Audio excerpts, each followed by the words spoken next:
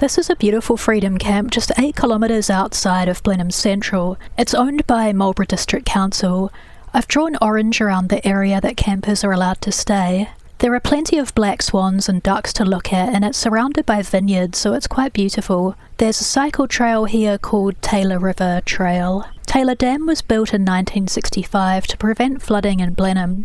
In the past, Blenheim was flooded on numerous occasions, and they finally had enough and then built this dam. The structure is the largest earth flood protection dam in New Zealand. It's got proper flushing toilets with sinks and running water to wash your hands. Note that there is only one toilet for each gender though, so you might end up waiting if someone else is using it.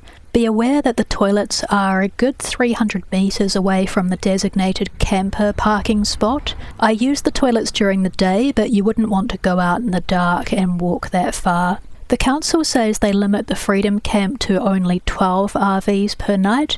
However, when you get there, you'll see there are only 10 spaces, not 12 as it says on the website. Obviously, you do need to be certified self-contained with a toilet and hand-washing facilities on board to be able to stay here. If you break the rules and stay the night in a vehicle that isn't certified self-contained, or you park up when the allocated spaces are already full, you get an instant $200 fine in this region when the inspector checks the vehicles. One major concern I have is that the allocated spaces are very close together and it feels cramped and claustrophobic. I arrived early at midday and there were only 4 vans there, so I had plenty of space to reverse my caravan.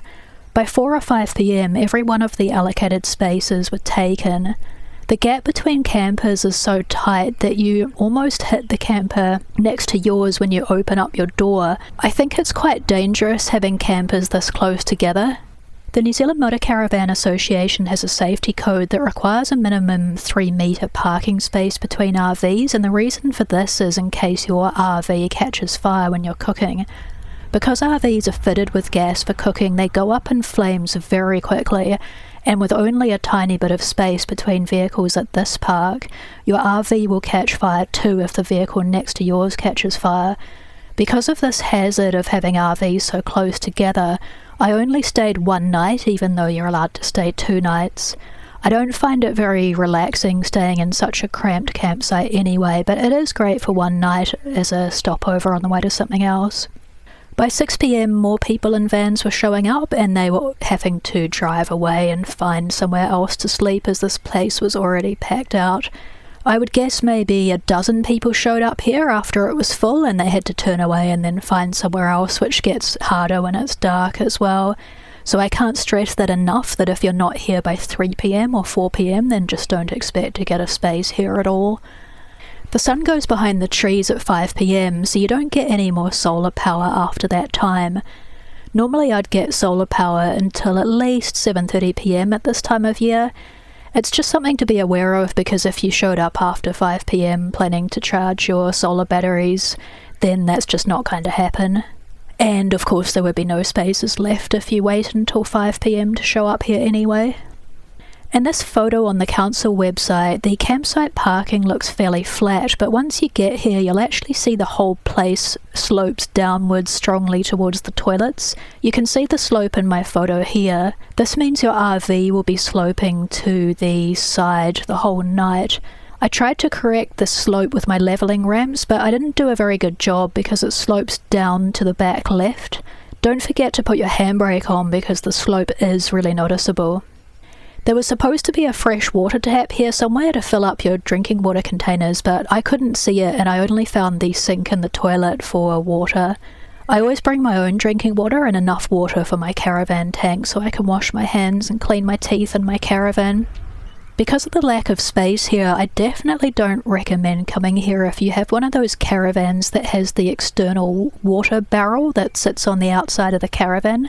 There would be no room to put that water barrel as everyone is so packed in here. My caravan has its own internal freshwater tank and my grey water tank can slide underneath the caravan, so it wasn't actually a problem for me. In the reviews for this place, one person mentioned some bogans showed up at 1 a.m. and did some burnouts when they stayed, but I didn't experience anything like that when I was here. The police drive through here on their patrol to check that everyone's behaving, and you'll see the council worker checking your self-contained status as well.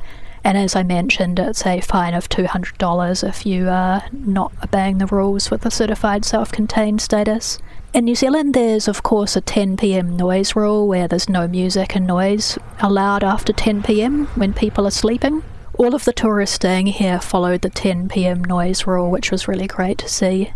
I did see a gross tourist spitting toothpaste on the ground, even though New Zealanders constantly warn Europeans that this is really disgusting and disrespectful in our country. We do have some really stupid tourists that just don't get the message, but other tourists had hygiene skills, which was really great.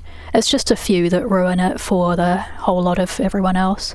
So if you are on a very tight budget looking for a free place to stay for 2 nights, then this might be a good choice for you. But if you can afford something better, I think holiday parks are much nicer than this because this place is so cramped.